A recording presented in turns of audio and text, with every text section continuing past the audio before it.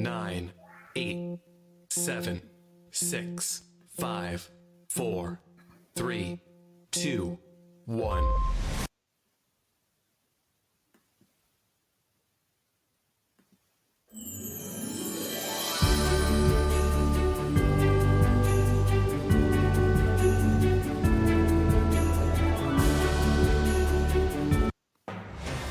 Live from Malarvilie, this is The Breakfast Show with Malarvilie Krishnasamy. Good morning. Welcome to The Breakfast Show. It's 7 a.m. I'm Malarvilie Krishnasamy. I'm here every Tuesday, 7 to 8:30 a.m. Coming up, we've got Dr. Jill Berry, and we're looking back at 2021 and forward to 2022. It's Tuesday morning. This is Teachers Talk Radio, and we are live. Live from Malarvilie, this is The Breakfast Show with Malarvilie Krishnasamy on Teachers Talk Radio. Tune in live at ttradio.org, or to join in the conversation, download the Podbean app and search Teachers Talk Radio. Follow the hashtag TTRadio. Tune in, talk it out with Teachers Talk Radio.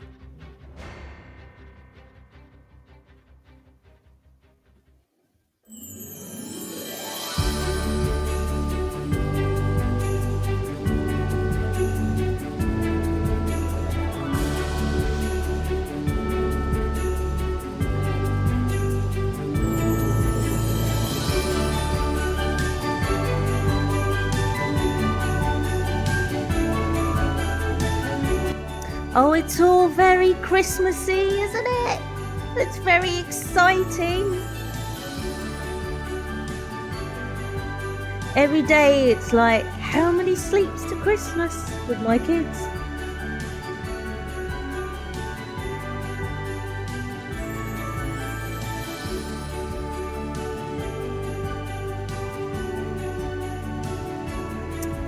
So, what have we got going on today? Okay, we've already got Dr. Jill Berry in the studio. Welcome, Jill. We're waiting for a few others. Unfortunately, Dr. Emma Cowell can't make it today. She's got COVID, along with most of England. I would say quite a lot of my friends have COVID at the moment. One of my friend's husband was hospitalised last week, so it doesn't sound like much fun at the moment. Just want to say, last night, Matt Williams was on the TTR airwaves, and Matt was a founding member of Teachers Talk Radio. And if I've got this right, he was our first ever DJ on the airwaves. I'm not counting Tom Rogers because he was pootling about on the Thursday to see if it worked. And then on Saturday, we had a proper show with Matt Williams, and unfortunately, he had to stop. He was gutted himself to say he's going to have to stop being a DJ. I mean, I loved listening to his show Saturday mornings because he has stage 4 bowel cancer. Now, last night there was a special show by Matt, and it was so good to hear him on the airwaves, especially when he says, "And we are live." That became one of our taglines because of Matt. So Matt is raising money for Bowel Cancer UK. And to support him, Teachers Talk Radio will be doing a 24-hour marathon on Twitter Spaces. And the exciting thing is it's going to kick off at midnight. This is on the, would help if I tell you when. It's going to be on the 29th of December, starting at midnight. And it will kick off with Tom Rogers and Graham Collum, the Bangor Boys. Well, I say that not in a rude way. They both went to Bangor University. That's how they know each other. And it's going to end with myself and Ella And we'll be doing the graveyard shift 10 till midnight.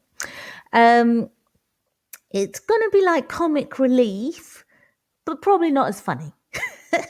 But in between, we've got lots of hosts who have signed up to do a 2-hour slot. There'll be 2 hosts per slot. It's going to be brilliant. And with Ella, I'm really looking forward to it. Ella's usually in the background. She does a lot of work for Teachers Talk Radio in the background, a lot of the admin staff. And myself and Ella, I'm almost afraid for you with me and Ella on the airwaves together. But it is amazing to see how far Teachers Talk Radio has come this year. I think the first show was on the 31st of January. I was probably the 3rd or 4th ever DJ on the, or DJ, I'm not a DJ, host on the airwaves on about the 8th of February. And I don't even think we had jingles back then.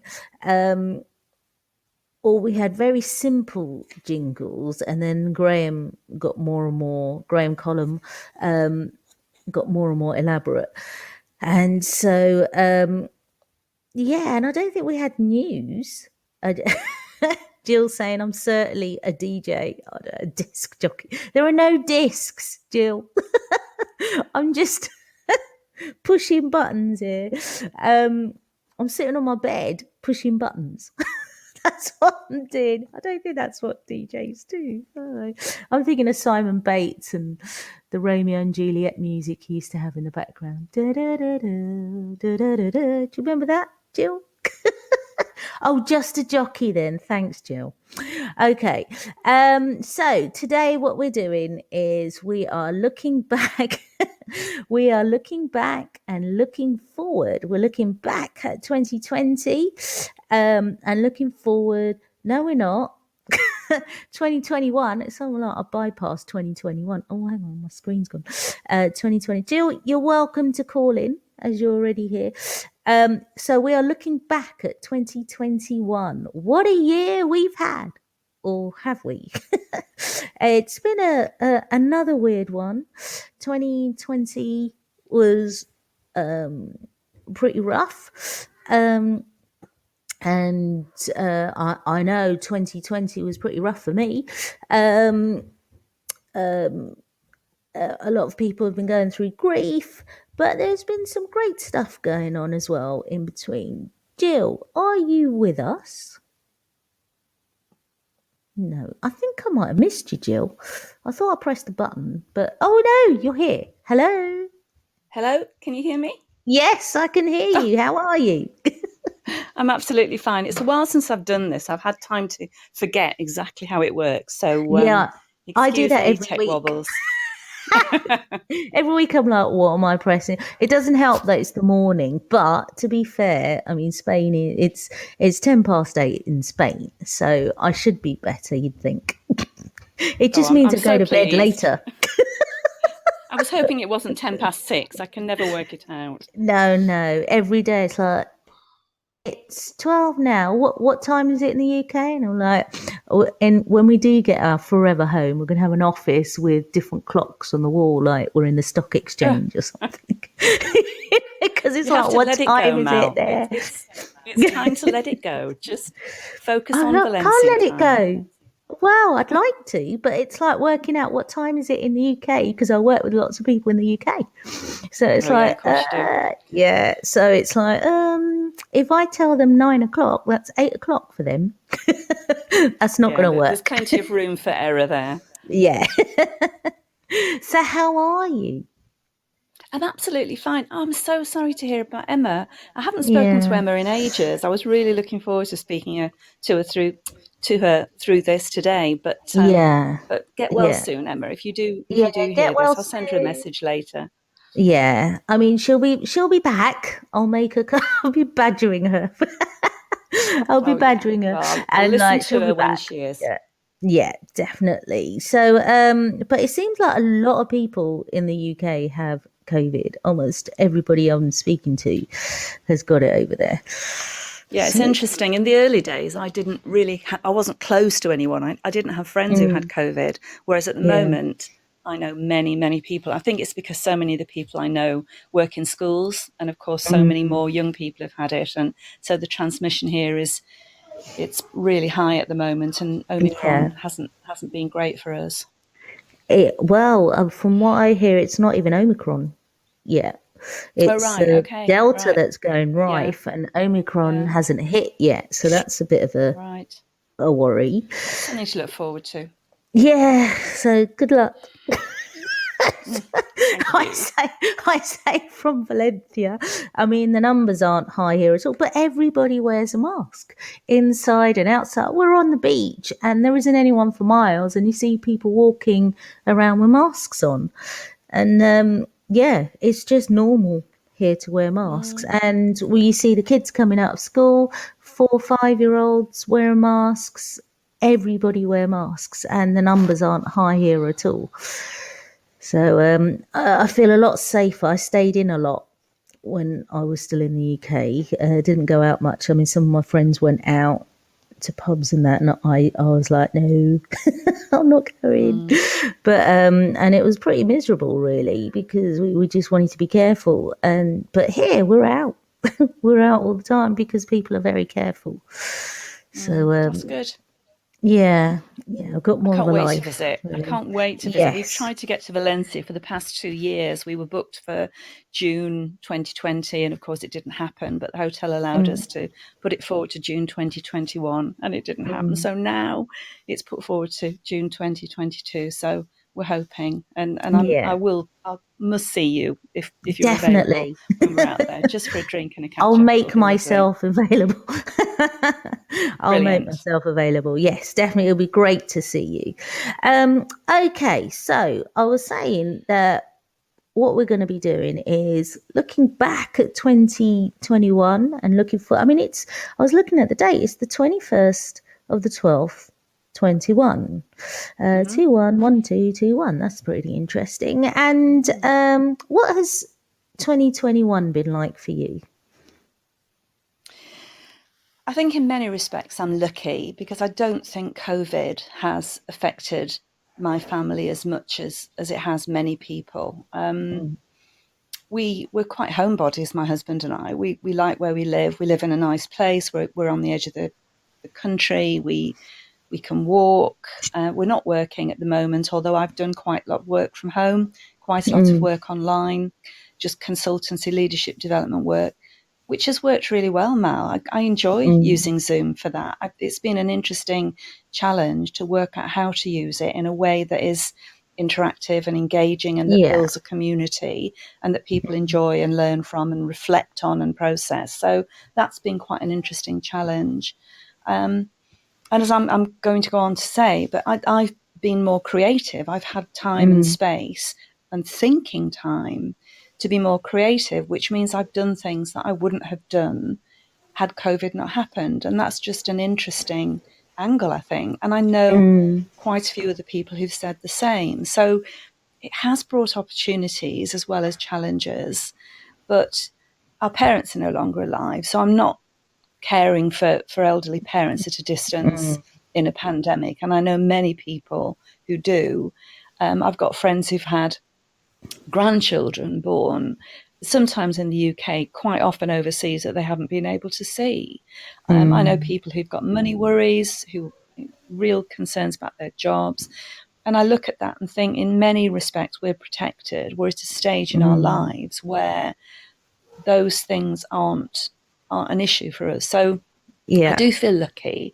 And if I can support other people who are struggling with some of the issues that we don't have to face, then I've been very keen to do that. But I think the pandemic probably hasn't been as difficult for us as I know it has been for many. And I'm always very mindful of that whenever I'm talking about how our lives have been. What about you? I mean, it hasn't stopped you getting married. It hasn't stopped you moving to Valencia. No, if anything, it accelerated a lot of things, I suppose. I mean, I think we joke with our friends that lockdown either makes you or breaks you as a couple, and it probably made us as a couple. he popped the question after 15 years. So it was like, oh, okay. So Go on then. why not? Well, I'm not Why going. not? I'm not going anywhere. So, yeah. I suppose in one way, it was great to have something to focus on like that, and it was very exciting. Sort of the idea of, because we hadn't seen anyone in so long, and usually in the summers we go all around the country and see our friends and family, and but it was just, I know it's a bit of a cliche when people say it's the best day of your life, but it really was the best day of our lives, because all our favourite people, one of my friends came over from America. I mean, I just mentioned to him, Tim popped the question, we're going to get married in September, and I know it's a lot to ask, but totally understand, doing the English thing, totally understand, apologising for existing, for even asking. And he's like, give me a minute. And then he sent me a picture of his ticket, and I was like, what? I couldn't believe it. So, and it was so good to see him. And he'll be back coming over to visit in March in Valencia. So that'll be good. That's good. Yeah. But yeah, I think it's 2021 will go down as, on paper, it sounds amazing because we got married and we've moved to Valencia, but it's been highly stressful. I'm sure. Highly stressful, because even being in Valencia the last month, all the paperwork we have to do, trying to find schools for the kids, and I'm not moaning, and it feels like we're getting everything ready for 2022, where we can just chill. And then we could just be and enjoy it, really. I'm sure you will. Are the kids reasonably settled, would you say? The kids are so used to being with us that, I mean, one of the things I said, one of the vows where most people were in tears, so grown men were crying, was when I said that the four of us, wherever we are, it's home. It doesn't matter where we are. And that's kind of become a family motto. Wherever we are is home. So it doesn't matter where we are. And the kids have really taken that on board. That it's not about, because even in Valencia, we've moved 3 times in less than a month. And it's not about bricks and mortar. It's about us as a family. So that's lovely. Yeah. So they're quite. Really, the real test is when they start school in January. Yeah, that will be the test. So that will be interesting. But yeah. So tell us. It is. I mean, it is about life. What you make it. What is what you make it. And I think one of the things that the pandemic has forced us to do is to ask ourselves what matters most. It's really encouraged us to take stock and to work out priorities, and to think, actually, in the grand scheme of things, that matters a lot less than we thought it did. Actually, this matters a lot more.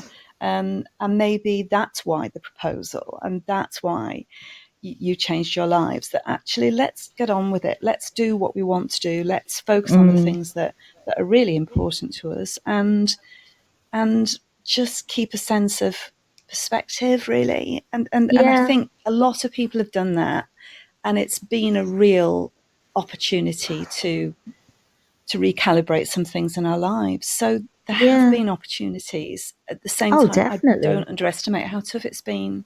Yeah, and I think that's it, because for Tim, my husband, it still feels weird saying that. For Tim, he's been talking about moving to Spain for years, absolutely years, and I wasn't having any of it because I loved living in Bournemouth.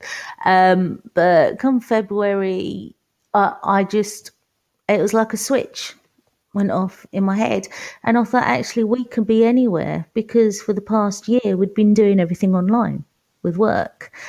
And so actually we can be everywhere, anywhere. And it's funny because we were watching that film again last night, Night and Day, and it's where Tom Cruise is on the plane with Cameron Diaz, and she says someday, and he says someday is just code for never. And it's become kind of our motto that actually, why someday? Why don't we just do it now? You know, so many people, especially teachers, we know that basically say, oh yeah, when I retire, I'm going to do this. When I retire, I do that. And, you know, you must know as well as, I mean, I know several people who retired and then within 18 months, they were gone. You know, and you just think that someday lasted 18 months, not even that. And you just think, well, live for now, live now, enjoy life I think now. so, and yeah, and I think you do need to. I am quite a planner, Matt. I like to plan, and I know not everyone is like that, but I think you do have to take the long view. So I worked for 30 years, but I stopped full-time work. I stepped back from headship at 52, and I've had 12 brilliant years since then, doing very different things. I loved headship. I didn't step away from it because I was too stressed or exhausted, or I was still enjoying it. I knew I was still doing a good job in year 10, but I didn't want to be head in the same school for 15, 20. And I could have done. And I wanted to do different things, and I have done different things. And because I do lots of coaching and working with people in education, I do sometimes talk to people who are quite miserable in their current jobs, in their current schools, sometimes with their current leadership. And I know it's easy for me to say, you really need to think about making a change, because I'm not the one who's having to go through that. But actually, if you are miserable at work, it is too big a part of your life to put up with that. And I would say, you do need to think about what you want from life. And if you're in the wrong place, there are ways of stepping away from that and finding a different route forward. So leaving one job, even under a bit of a cloud, because perhaps it hasn't worked out, you thought there was alignment between what you wanted and what the school provided, and you found that it didn't. It's not the end of your career by any stretch of the imagination. I know lots of people who've had a misstep, sometimes more than one, who've got back on track. And anyone listening to this who is in that position, who's dreading going back to work in January, you know, I would say you really need to give some careful thought. I know it takes courage. I know it's a risk, but it can be a manageable, calculated risk to rethink. I know people who've been made redundant, and that's just been catastrophic at the time, but actually it's got them on a better course.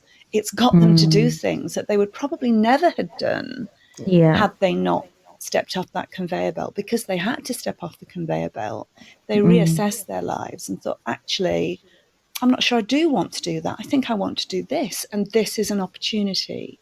So I do think it's important to be honest with yourself. And if you're not where you want to be, think, how much of my energy am I putting into complaining about that, agonizing about that, moaning about that?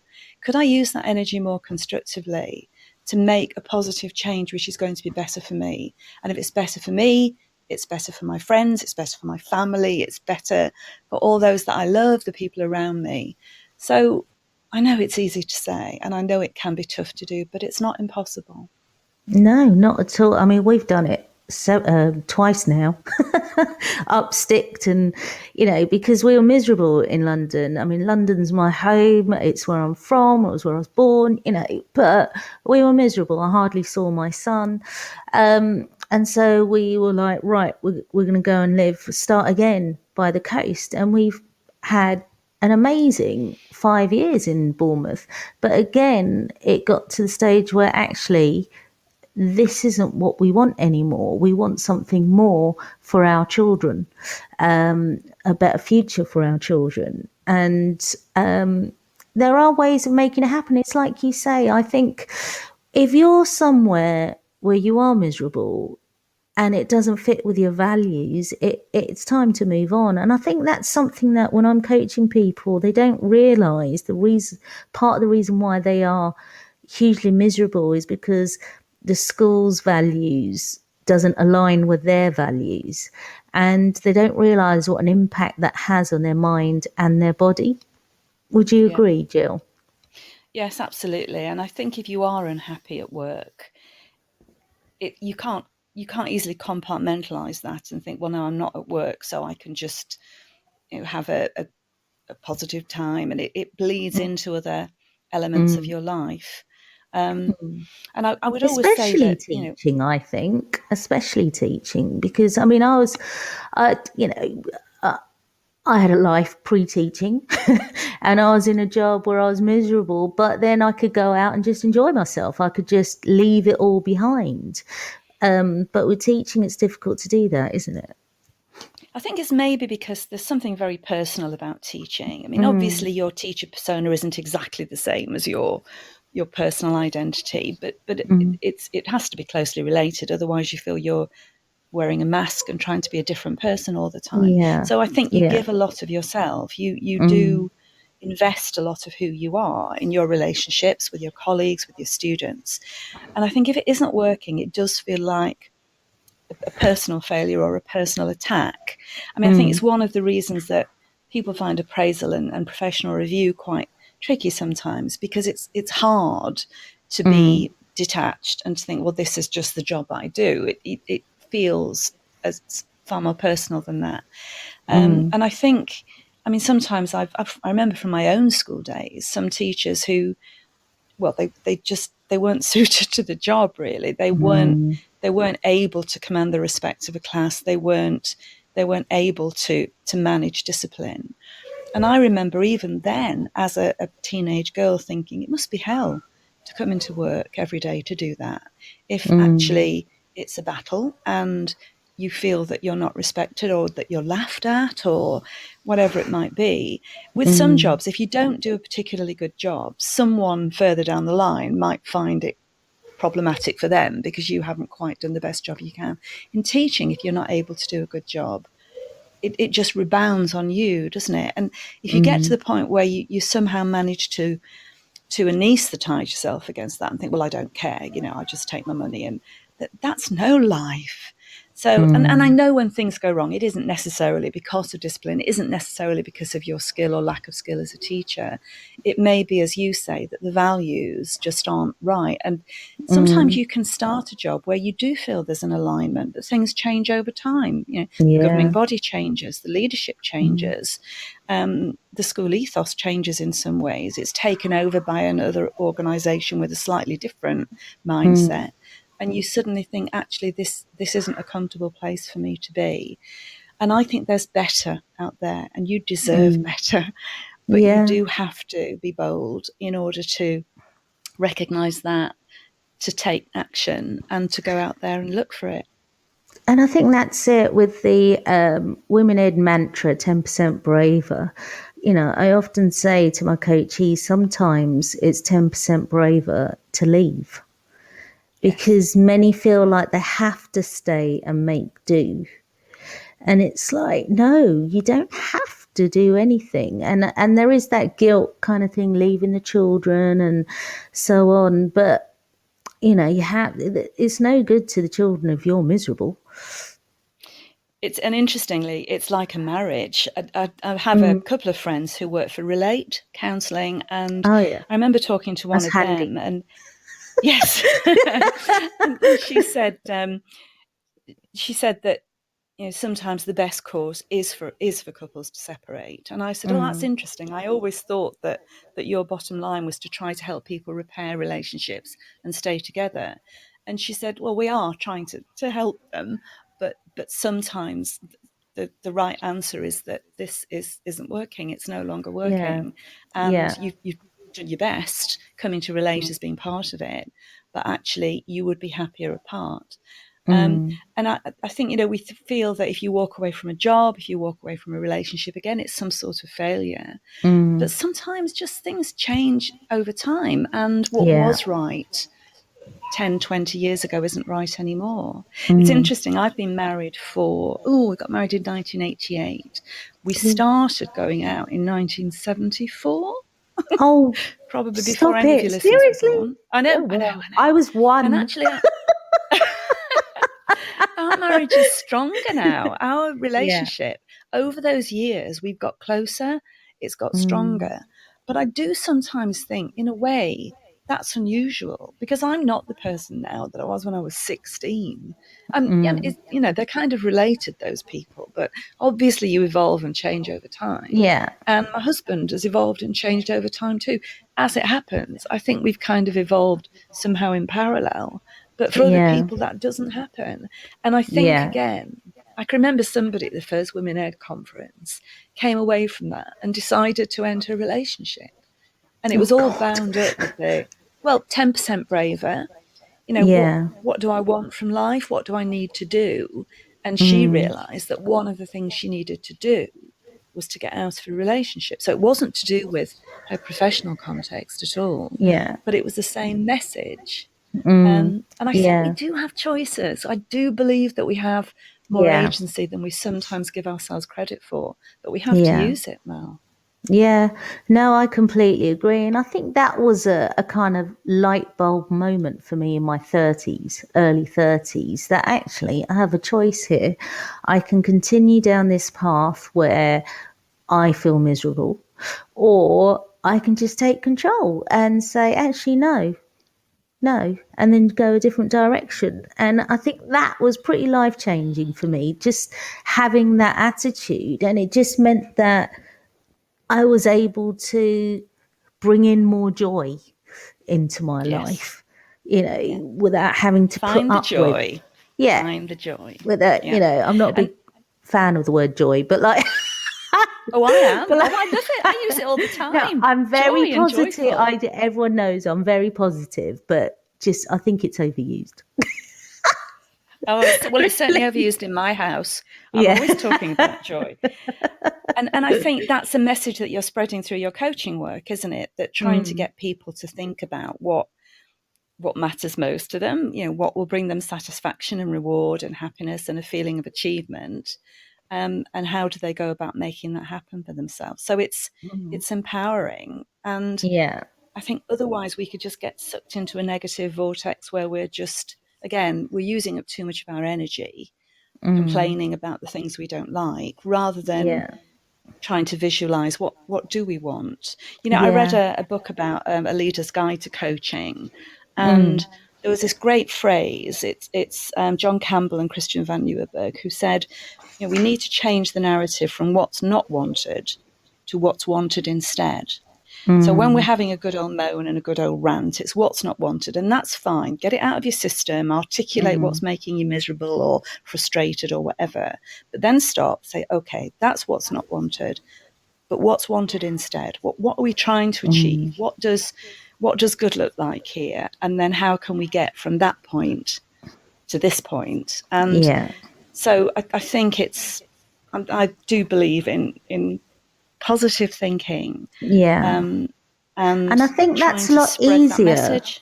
That's a lot easier for some people than others. And Yes. that's where Oh, yeah, coaching comes in, absolutely. isn't it? Yeah.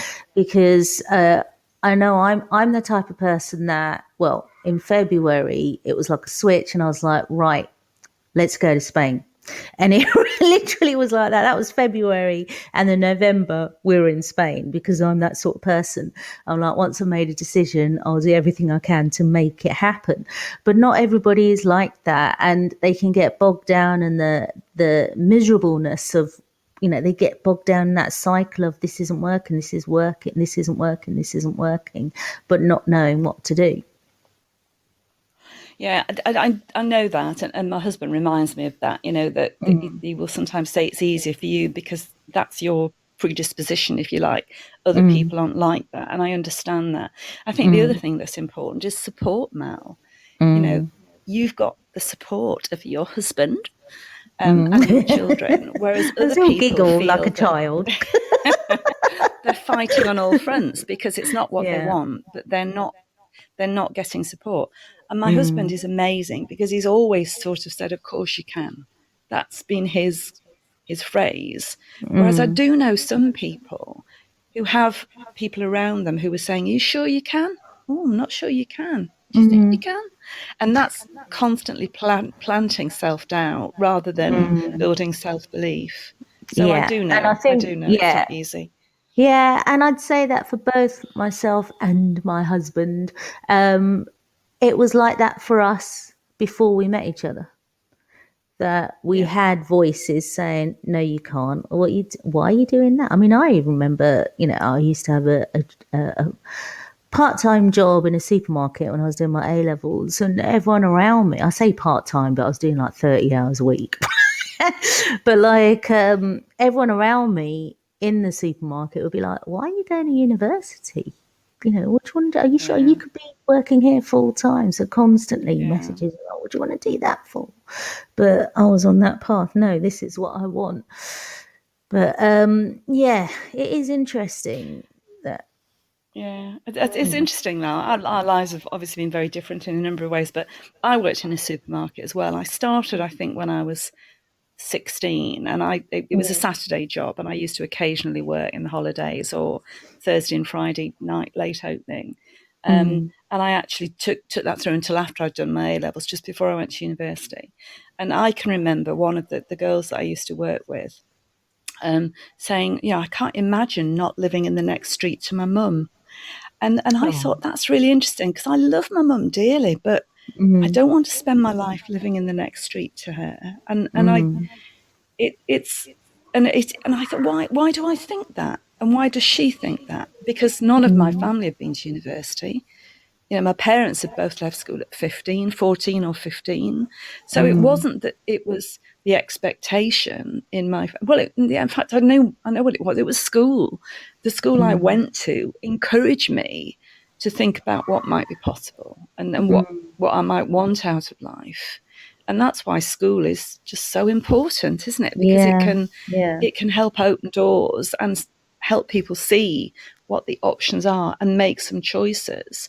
Whereas this young woman, and I think she did, she got married, she lived in the street next to her mum, she had kids, she'll have grandkids, and I hope she's very happy. But I thought, I think I need something more from my life.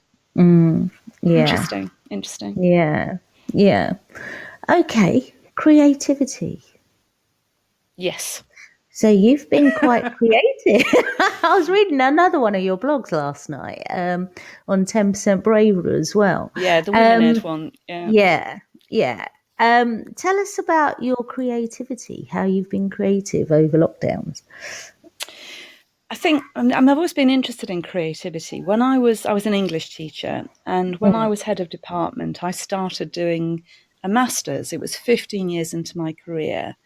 And when I had to choose the subject for my research, I decided I wanted to look at creativity. I wanted to look at how I was creative in my teaching, how I encouraged the children I taught to be creative. But because I was head of department, how I could spread that message into the classrooms of the other people in my team and encourage creativity in others. So that was the subject of my research. And I started my master's when I was head of department. Actually, by the time I finished it, I was head of sixth form and on the senior leadership team of another school in another part of the country. We'd completely relocated.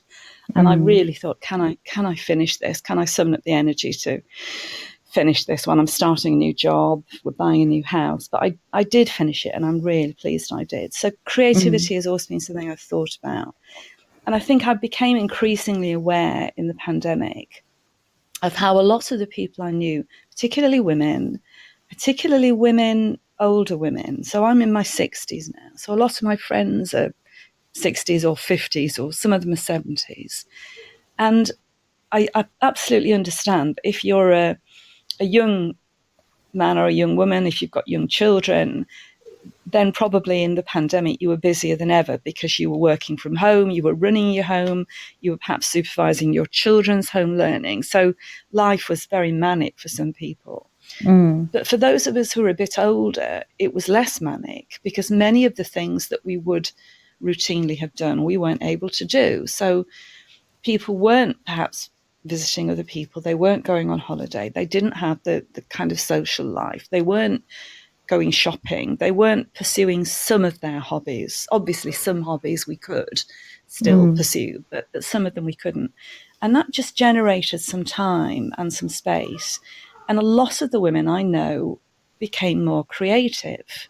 So I've got a number of friends who are painting, perhaps watercolors or whatever, or sketching. I've got a number of friends who are doing various kind of craft activities. So one woman who's just brilliant at felting, she's creating all sorts of amazing pictures and things in felt. I've got a few who are crocheting, which I find really funny because my grandmother was the person who crocheted. She used to do these sort of circular doily type mats. Oh God, I remember doing that as a kid. Yes. We're on every surface. They look like kind of lacy grey puddles everywhere, or antimacassars on the back of chairs. But yes, I've got a friend who's crocheting, and she's crocheted some beautiful things. A baby blanket for her new grandchild. She's done all sorts of stuff. I know a lot of people who are knitting and sewing and embroidering. So suddenly there seemed to be this explosion of creativity, mainly among the women, mainly of a certain age. Now, I'm no good at art. My elder brother was very good at art, and he used to do my art homework when I was at school. This is a terrible admission. And the teacher was always quite shocked that, the quality of artwork I seemed to be able to produce for homework was so much better than anything I ever did in class. So I'm not artistic, and I'm not good at crafts either. My mother was brilliant at knitting and sewing, but I think actually as I grew up, it was, oh, Jill, let me do it. So I never really kind of developed those skills. But I do like to write. But most of the writing that I've done has been about education. So after I'd done my doctorate, after I finished my headship, I wrote Making the Leap, which was about moving from deputy to head. I really enjoyed writing it, but I didn't want to write more and more education books. I kind of thought, I've been there, I've done that, I've got that T-shirt, I'm proud of it. It's great that it's out there, that new people are coming into the target audience all the time. As people get to the point where they might be considering headship, they're reading it, they're recommending it, they're responding to it, sending me messages, which is great. And I write an education blog, and I've written chapters for like the Women Ed book and various other things. And I read education books. I've just written the foreword to Succeeding as an English Teacher. So I write about education a lot. But what I really wanted to know was whether I could write a novel. And as I said in that Women Ed blog, after the first Women Ed book, 10% Braver, came out, which was 2019, those of us who'd contributed it were asked to make a short video of ourselves talking about when we had been 10% braver and what we might do if we were 10% braver still. And I said, and I was looking at the video the other day, I was 10% braver when I studied for a doctorate, it was hard, and it was a real step up from the master's I'd done 15 years earlier. And then I wrote a book about it. I'm very proud of those things. However, if I were 10% braver still, I would try to write a novel. And in the Women Ed conference, which was at Sheffield Hallam University in October 2019, at the end, Hannah Wilson was a great believer in pledges. So at the end, everybody was encouraged to make a pledge and to enter it into the Menti app and put them up. You saw your pledge up there on the big screen. And my pledge was, I'm going to try and write a novel. And one or two people took me to task and said, why are you saying try? Why don't you just say, I'm going to write a novel? And I said, no, I've thought about this. Try is the right word, because I don't know whether I can, but I want to attempt it. So I started before the pandemic. It was the winter of 2019, the end of 2019. I started to write this story, which actually became a short story. And various people read it and gave me feedback. And a number of people said, it's an interesting story, but actually there's too much in it for a story. I like a slow burn. You need to slow down and tell that story, not in 10,000 words, but in 50 or 60,000 words. And then the pandemic hit, and I had time because I was doing less work. And even when I was working, I wasn't traveling to London, staying overnight in a hotel, doing my work, traveling home again. I was going up to my study for 2 or 3 hours. And it generated these blocks of time. And I sat down and I wrote and I wrote and I wrote. And I loved the process of writing that. It was so satisfying and enjoyable. It wasn't easy. It's different from education writing. It was harder. It was more personal, because you give something of yourself if you're writing fiction. And when I got to the end of it, I thought, this is great. I got various people to read it, got lots of constructive feedback. I used that feedback to review it, to revise it, I think to improve it. But I got to a point where I thought, you can keep tinkering and tinkering. I think I need to put that on one side now, and I want to write something else. I need to think of a new idea. And I chose a new idea which was quite different, and I wrote something else which was different. So this was my 10% braver. So through 2020, I wrote 2 novels, and then I started to think about, what do I want to do now? Do I want to just keep these to myself and my close circle of friends and family who've read them, or do I want to consider whether I could get them published so that they can be out there for more people to read? And I started to think about how I might promote, and at the same time I started the 3rd book. So I have now written 3 books. Wow. But the next 10% braver stage is to get them published, to get them out there. So that will be 2022, and I'm going to self-publish. Fantastic. That's exciting. It is exciting. It's also risky. You're making yourself vulnerable. You are risking rejection and disappointment. But if we're not prepared to risk failure, we're never going to achieve success, are we? If we're not prepared to put ourselves out there, we don't know what might be possible. So although it would be easier and more comfortable to say, well, some people won't like these books, so let's just keep them to ourselves. It's kind of, really? Is that what we want? Yeah. So that's the plan: self-publishing and doing the promotion. I mean, I would have preferred to have an agent and a publisher, but that hasn't happened this year. I've tried hard, but it hasn't happened. So it's kind of, do I forget it, or do I take what I think, again, is a sort of calculated, manageable risk? It's not a reckless risk. It's not going to, I'm going to have to put some money and time and effort into it, but it's not, it's not a huge risk. And see whether I can get more people to read, and I hope enjoy, and maybe share. Interestingly, the 3 books are all quite short, so they're about 55,000 words, and lots of new novels are kind of 80 to 100,000. But I read a lot, Mal. I mean, I was an English teacher. I did an English degree. I read a lot of fiction, and I have to say, some of the things I read are too long. So although I'm quite a resilient reader, and I usually finish them because, I am a finisher, often the last third, I'm thinking, this is dragging.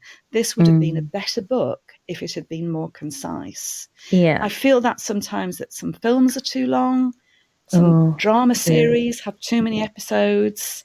I don't know what it is that, we talk about, we know less is more, but then we don't always apply that in practice. So we think actually, more is more. that's something I always say about British series like Fleabag, and there's only been one series in America where I've been like Schitt's Creek that was short, and I think they're brilliant because you can see that they had a plan. It was short and it was brilliant. But then you've got others like Lost, Battlestar Galactica, and so on. Its way. It completely lost its way, but they were just trying to get more and more viewers, and it didn't work.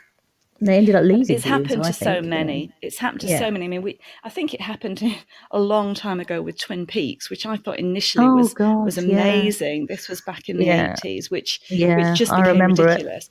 Yeah. And if they're making money, I think it's, well, not just in America, actually. I feel that with some British series as well. I think, okay, this is 8 episodes. If it had been 4 episodes, it would have been better. But they're making money, So they spin it out, and then another series, and then another series. And I think when they have been self-contained, I remember Breaking Bad, I thought was brilliant because it was self-contained. It was several seasons, but you knew it wasn't going to go on and on. At the moment, we're watching The Walking Dead, and I find it quite compelling. But we've just finished season 8, and it would have been far better if it had stopped, if they'd rounded it off at maybe season 6. I think they should have stopped at episode 1. Oh, I understand why you say that, but actually I found it really, really quite addictive. But yeah, we're thinking, can we bear? I think there are another 3 seasons. So I think my view is that sometimes less is more, shorter is better. And I'm thinking with these short novels, they are short novels. So I'm going to publish all 3 in 1 volume, only electronic, certainly initially, 1 e-volume, because I think they're particularly suitable for book clubs. I've been in a few book clubs. I'm in 2 at the moment. And if you have books that are too long, inevitably some people at book club won't get to the end. And they either don't turn up to the meeting, or they do turn up to the meeting and it kind of impedes the discussion because you're thinking, can we talk about the end? It's going to spoil it for this person. We can't have a really good discussion because not everybody has read the whole thing. And I think shorter books might well work better. And they're the kinds of books that, again, women of a certain age who tend to be the ones who populate book clubs in the main, I think might find appealing. So that's my plan, Mel. That's my 10% braver for 2022. That's fantastic. That's exciting. Because I suppose it's like, I mean, when you create something, it's like having a baby, isn't it? You're putting it out there in the world. I mean, that's terrifying. It's a big thing to kind of produce something that then kind of has a life beyond you, and how will people respond to it, and what will, how will I cope if there's negativity? Well, I suppose it's like, to bring it down to a different level, but like being on Twitter, when you say things on Twitter, you don't know what response you're going to get. Sometimes you can get antagonism or aggression. But actually, if you never said anything because you were scared of the response, what kind of society would we be? And I love Twitter. I've been on Twitter since 2011. I've actually found it an amazingly positive experience, but I know many people for whom that's not true. And I think if people are, well, if they're kind of rude and aggressive or abusive, then that's fine. You just mute them or block them or whatever. If they disagree with you, that's not a bad thing, as long as they can do it, reasonably politely and constructively. And I would engage in conversation with them. And sometimes that takes us to a different place, a better understanding on both sides. So I think you have to be prepared to say what you think and to stand by what you believe and to stand by what you've created, and accept that, yes, not everybody will like it. Of course they wouldn't. What a dull world it would be if we all felt the same. And maybe I will learn something from the people who are critical or dismissive or whatever. But it's an opportunity to learn. It's an opportunity to and to grow, because depending on how people respond to these, I do want to write more. I enjoyed writing so much that I do want to keep writing. But my energies, I think, at this stage will go into promoting what I've written, and then I will take stock and in the light of the response I get, decide where I go next. So I shall keep you posted, Mel. Yes, do. And I'm certainly, I think one of the issues with self-publishing is that you do then have to promote. You've got no publisher or agent who's out there fighting for you. You do have to promote it yourself. But I've got about 36,000 followers on Twitter now. Got about 2,500 on LinkedIn, probably a similar number on Facebook. So that's quite a good start in terms of having a network of people. And certainly on Twitter, most people who follow me, they're educators, they're readers. A lot of people have read Making the Leap, and I hope they might be then interested in seeing what kind of, if they do read fiction, what kind of fiction. I'm producing. I'm also looking into doing an audiobook of Making the Leap, recording an audiobook in the new year, because I think audiobooks are, I think, again, in the pandemic, a lot of people have been listening to books and podcasts on a run, on a walk, on a commute. So do the audiobook of Making the Leap, and depending on how that goes, I might think, do I want to do an audiobook of the 3 short novels as well at some stage in the future? Because it's just a different medium, isn't it? And some people like that. So so interesting times, and good luck to everybody else with their creativity, because I think it can be incredibly satisfying and rewarding to produce something of your own, whatever that is. And if the pandemic has given you the opportunities or the inclination or the time and space to do this, again, it's just one of the positives to come out of a crisis. Yeah, it's very true. You've always written, haven't you? Did I read somewhere that you've always had a diary or something? Oh God, yes. Yeah, you've always had a the journal. diaries. Yeah. I talked about it. I did a TEDx talk in 2019, and I talked about it there and I've also written a blog about journals and diaries, because I think it's good therapy. I mean, I'm sure it's something that you explore as well. That if there is a lot in your head, actually writing it down is one way of helping process it or clarify your thinking. And I started my diary in the 70s and pretty much kept it up ever since. So I still keep a diary now. And my husband, one of the presents under the tree, which I can see as I sit here, will be next year's diary. He buys me a really nice leather-bound diary. So I've got this collection of diaries now. And a few years ago, I started rereading This Day in History in previous diaries. So at the moment, I'm rereading 1991 and 2001. So 20 years ago, 30 years ago. And sometimes I read 40 years ago. And it's very interesting to see how our lives have changed, but also the things that have remained constant. And I share it with my husband, and often it makes us laugh, because he's been in my life for forever. So my memories are his memories too, and it's interesting. But in 91, I was the head of department. I was working so hard, absolutely knackered, but enjoying it. And in 2001, I was in my second year of headship. So it is interesting to look back and then to look at my life now. And I would always say, I prefer my life now. I prefer being the age I am, doing what I'm doing, despite the fact that I'm older and my knees are knackered. Despite that, life is richer. It's rich and full and joyful. Now I'm saying it. Okay, joyful. Joy. I don't know why I have this, I get the hackles rising with the word joyful. Joy to the world. But are you singing? Are you still singing out there? Yes, I joined a choir before I even moved to Spain. Good. So and they've only just started. They've only been going for about a month, and it's great. Yeah, absolutely loving it. Really good stuff we're singing. So, and we had our Christmas do last week, so I got to know a few others, and it's fascinating because it's kind of like being in London again. In that, I was sitting on this table with someone from Isleworth.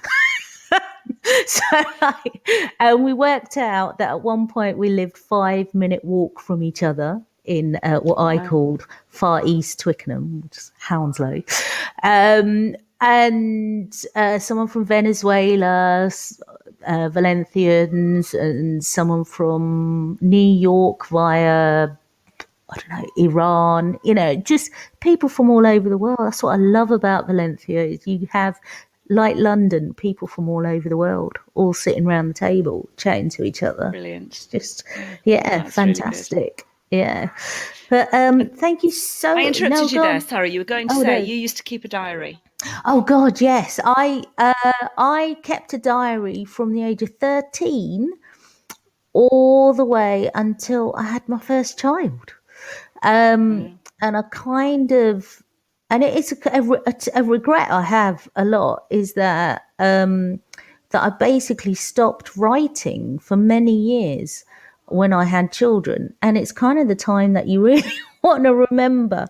And when we moved over to Spain, I've got all these stacks of diaries from, from 1983 onwards. And like you, I do love looking back every now and then, look back at, what was going on. And I found there was one page I remember coming to, and it was June 17th, 1991, I think it was. And I was 16. No, I wasn't. I was 17. And it said, I think I want to be a teacher. And that's how it started. It's like there on the page. I think, yeah, I kind of like it. I did some work experience, and I'm just wittering away, and it's got all my university years in there, and working life, and awful relationships, and it's all in there, because I just used to spend hours just sitting there writing and writing and writing. And now I think since lockdown, I've channeled that into blogs, short blogs. Yes. Where I just, just write stuff, and that has become my creativity, I suppose.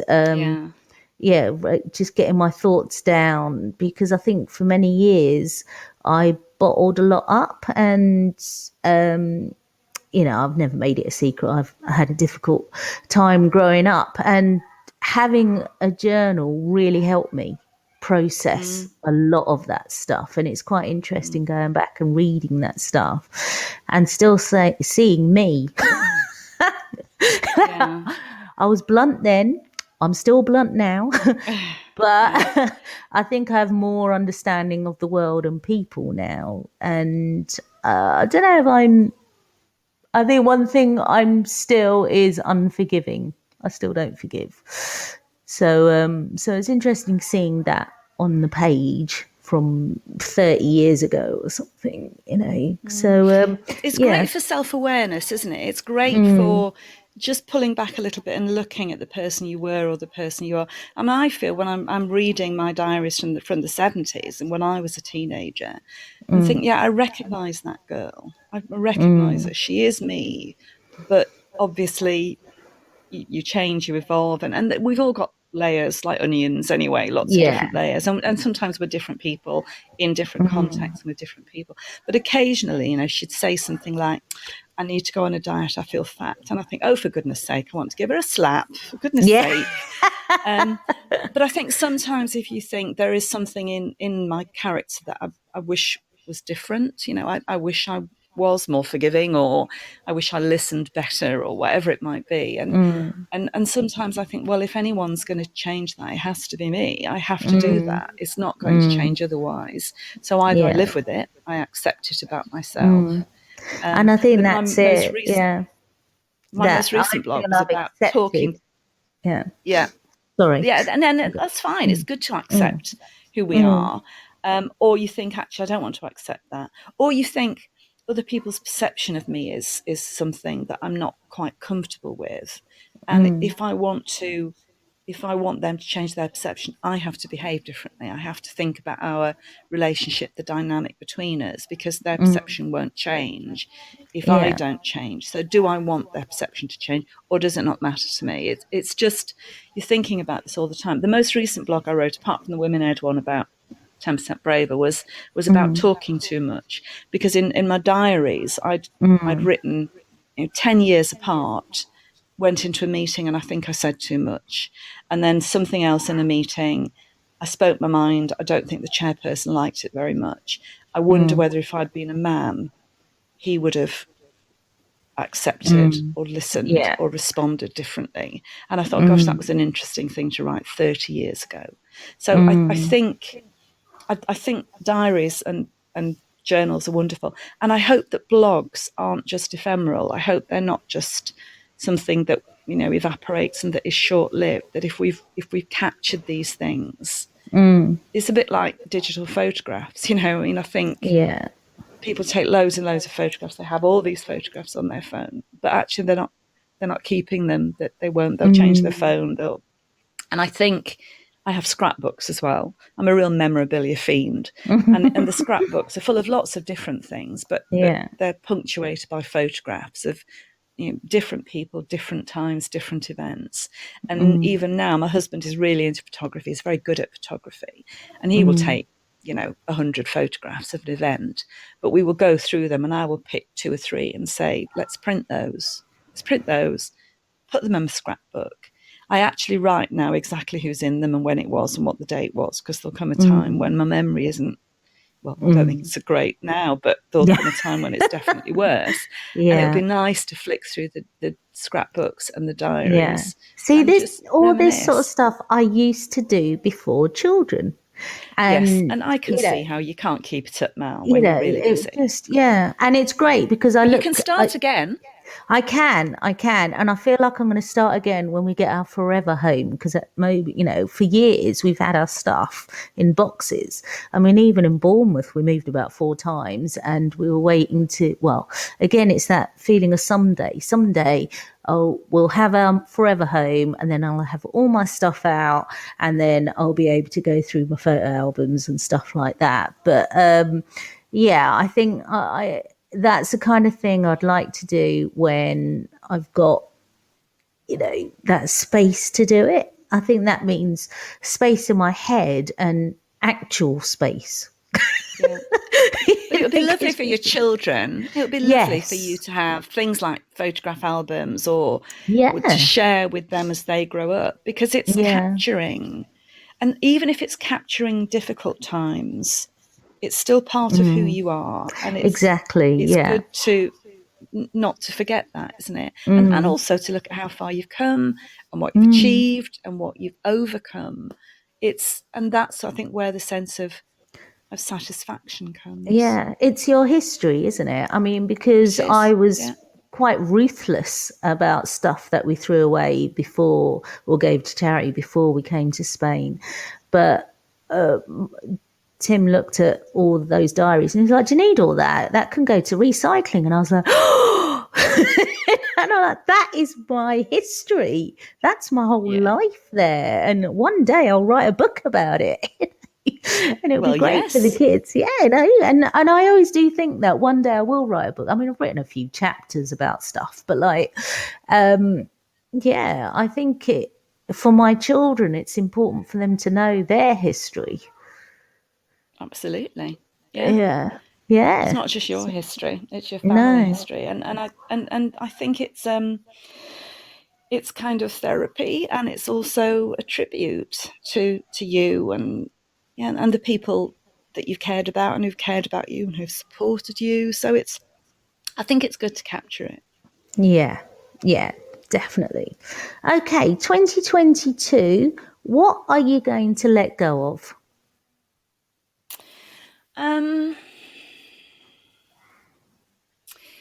I think I've been recalibrating the balance in my life. Well, probably forever, but thinking about since I stepped down from headship, the reason I love my headship, but it was pretty full on. I could work an 80-hour week sometimes when I had to, and I thought, well, this is maybe okay in my 40s. I don't want to be doing that in my 50s and 60s. And as I've got older, I think just creating more time just to be. And so sometimes that means maybe letting go of a little bit of the work, not feeling the impulse to say yes to everything. So maybe if someone offers me work and I don't want to do it or I can't do it, I work very hard to help them find somebody else who can. So I will say, I'm sorry, I'm not able to do that, but you might approach this person or that person. And I think perhaps I need to let go, do a little bit more of that, partly because, I am getting older, I'm a bit tireder, and partly because priorities shift again. I want to spend more time with my family and my friends, maybe want to spend a bit more time writing. And so I think in terms of letting go, it's just thinking about the right balance and not over occupying myself, because I'm a planner and I like to plan. I've got as well as my reflective diary. I've got my diary of, what I'm doing each day. And it can be pretty intense. It doesn't have to be intense. No. I need to find the right balance for me in 2022, which isn't the balance that I might have wanted in 2002 or 1992. So that is probably the main thing that I would want to, just pull back. Yeah. Brilliant. Okay. Just want to say thank you so much, Jill. I could speak to you hours. I can't just be chatting for hours. It's going to be great. But thank you so much for coming in and chatting about life. I mean, we didn't plan it at all, did we? Because we were like, let's see how it goes. Yeah, and that's always more interesting, Mal. Yeah, I just think it's less staged, isn't it? So, yeah. Maybe that's what I need to let go in 2022. Maybe I need to plan a bit less and just see how things go. Yeah. Yeah. I mean, that's one thing I've learned in the last 15 years, because I'm the ultimate planner, and being an ultimate planner, it can make you quite rigid, can't it? Whereas my other half doesn't plan a thing. It's like, so yeah, but you're planning for the two of you, aren't you? I think sometimes it's kind of, you think you're planning twice as hard. I think there are some things that benefit from planning, but we mustn't be a slave to our plans. So sometimes plans change, like teacher planning, isn't it? It's good to be organised, but sometimes you just have to go with the flow. And that takes a degree of confidence. When you're a beginning teacher, you think, oh God, I have to stick to the plan, or we'll go to pot if I don't. But as you become more confident, more experienced, you think, no, I need a kind of framework, but within that, I need to look for opportunities and options and sometimes embrace the unexpected. Yeah. In old money, I used to say the difference between a good and an outstanding teacher is a good teacher may stick to the lesson plan, but an outstanding teacher will do what's best for the kids. So if they need to go over something again, they'll do it. Yeah. Like that. Yeah. Okay. Well, I will speak to you and hopefully see you in 2022. I really hope so. Hope so. COVID permitting. Yeah. Thanks for asking me, Mal. It's been a real pleasure. Okay. Speak soon. Merry Christmas and Happy New Year to you. Yeah. To you too. Be joyful. Yes. Yeah, I'll that's embrace what you need to that word.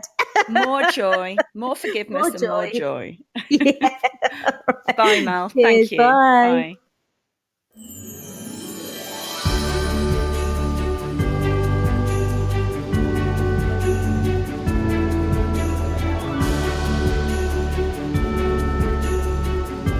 Are you looking to take your phonics practice forward? Then Little Wandle Letters and Sounds Revised is the programme for you.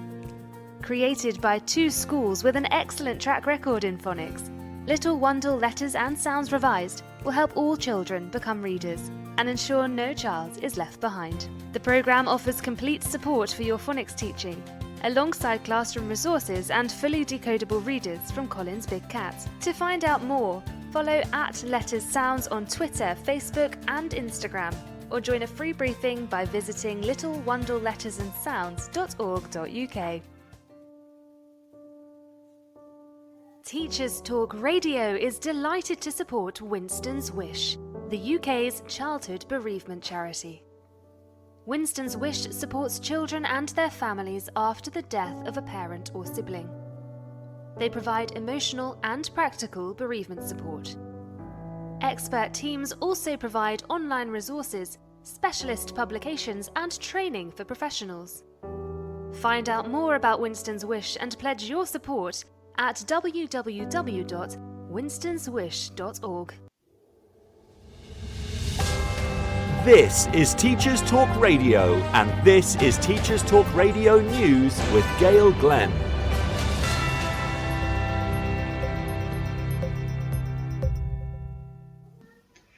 In Scotland, the SSTA union is calling for a delayed opening for schools after the Christmas holidays because of the Omicron variant. Seamus Searson, General Secretary of the Scottish Secondary Teachers Association, said, If the numbers keep going up, and it looks like that is going to be the case for some time to come, then we are not going to be in a fit state to reopen schools as normal in January.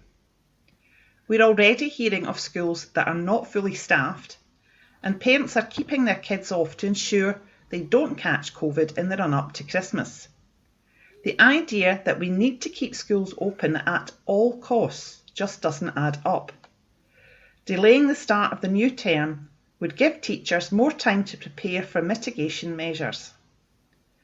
A Scottish Government spokesman said, "The Scottish Government is not considering school closures. As the First Minister has made clear, protecting the education of children and young people remains a top priority."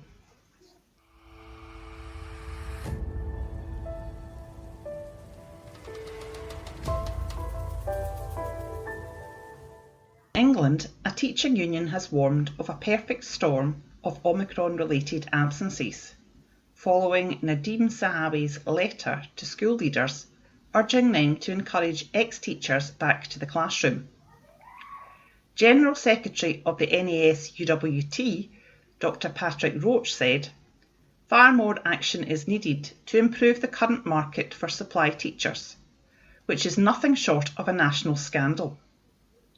The government must address the delays with the DBS clearances and meet the costs of DBS certification, so those teachers who do return to the profession are not left paying the bill." Dr Roach said that without guarantees from the government on teachers' pay and working conditions, the teaching supply crisis will continue for some time to come. This has been your latest Teachers Talk Radio News with Gail Glenn.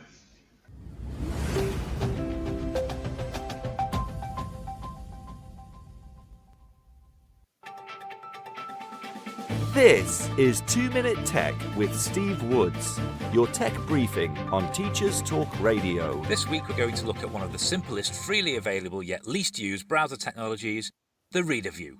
Chrome versus Edge. Let the battle commence! On screen 1 I have Microsoft Edge weighing in at the cost of £0. On screen 2 I have Google Chrome also weighing in at the cost of £0. Round 1, opening Reader View. On the Edge browser, the Immersive Reader feature is built in and can be activated by a button on the address bar, by typing read followed by a colon in front of a URL, and also you can simply press F9. Before you can open Reader View in Chrome, you have to install it as an extension.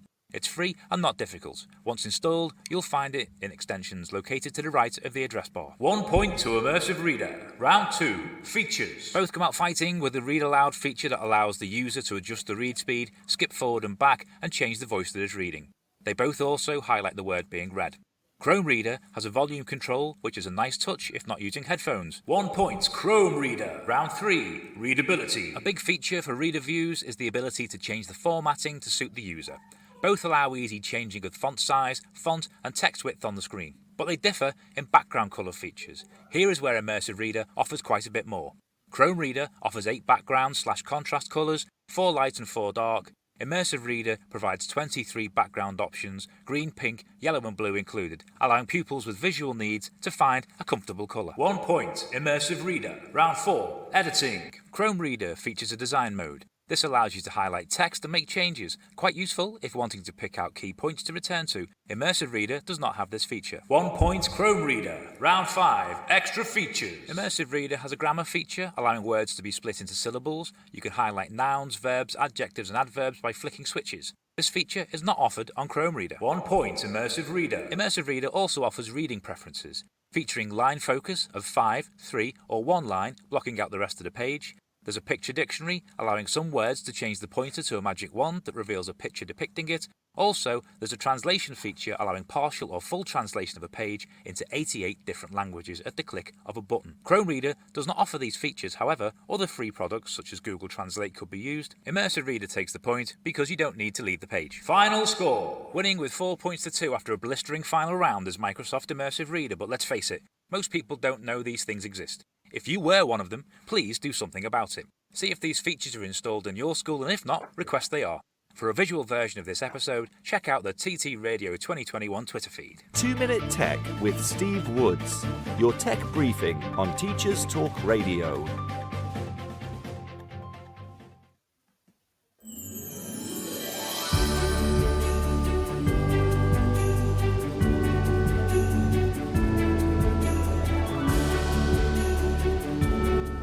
That's quite nice Christmas music, isn't it? Only 4 days to go to Christmas. I'm excited for my children. I used to detest Christmas. But Christmas with my children is just... I almost said joyful. Jill, it's your fault. I'm using joyful. It is pretty joyful actually, just seeing them all excited about Santa coming and putting the cookie out and so on. Yeah, it's pretty lovely actually, seeing the kids very excited. I mean, my kids are still little, so 5 and 8. So you still get that kind of magic. 8-year-old is, I'm going to whisper in case they can hear, is starting to think, hang on a minute, that wasn't Santa, that was you.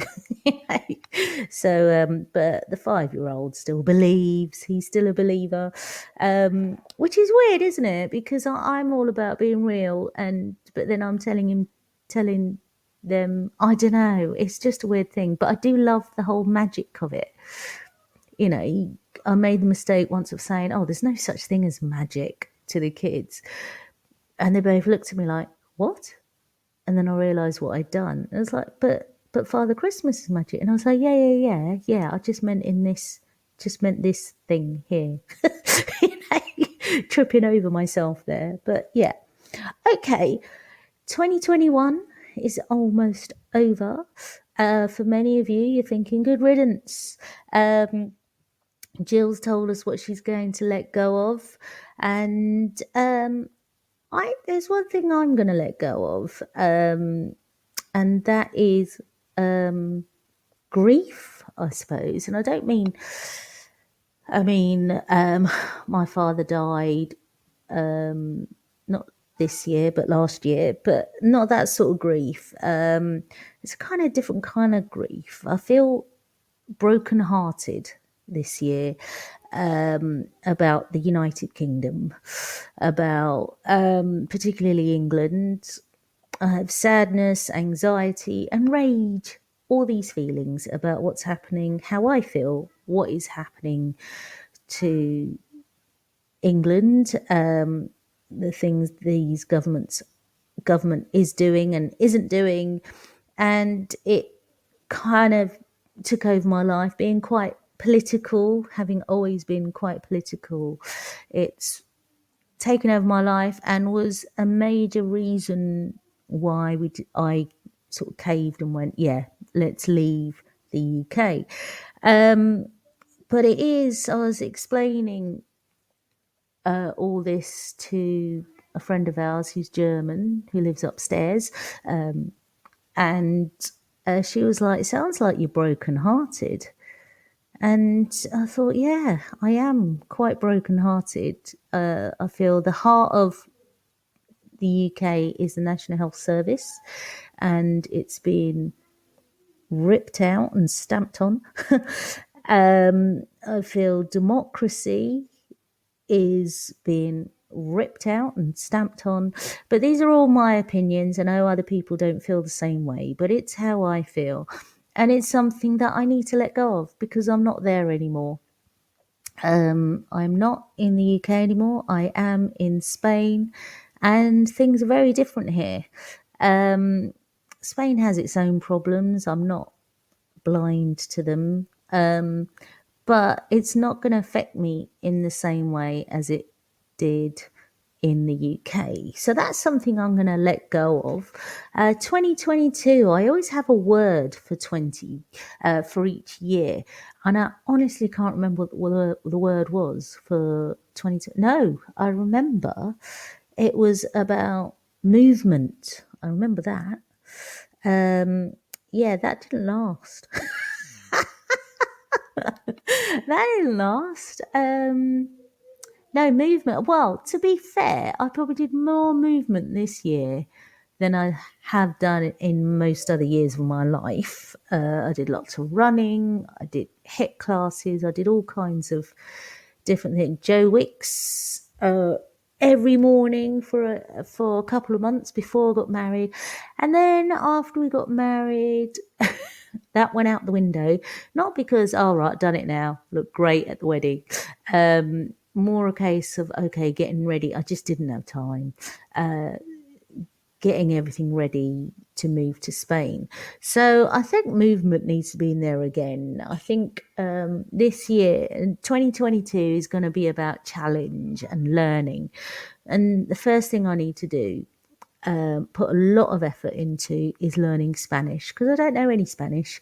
And I've picked up quite a bit in the last month of being here, actually, but nothing like being able to have a proper conversation. So this time next year, I want to be able to say, yeah, I know the language. I know quite a bit of the language, and I'm able to have proper conversations.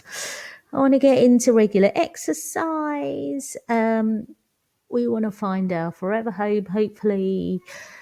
And I want to grow and develop as a coach. It's something I'll continue to do, but I'd like to do more of that this year, spend more time on that. I think lockdown has put a dampener on certain parts of growth, but I want to do more writing as well. So I'm looking forward to 2022. I think it's going to be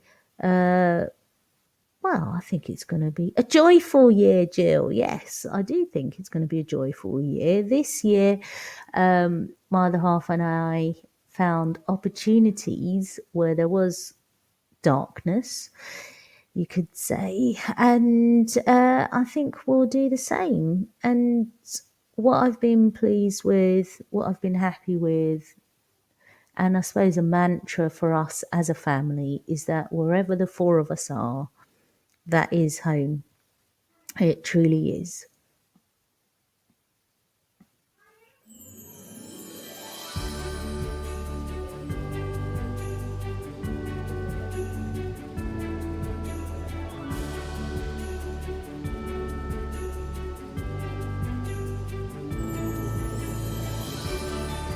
So Christmas is coming. I'm hoping Santa, as in Amazon, has got me the gifts that I would like, as in my husband has clicked a few buttons on Amazon and they will arrive in Spain.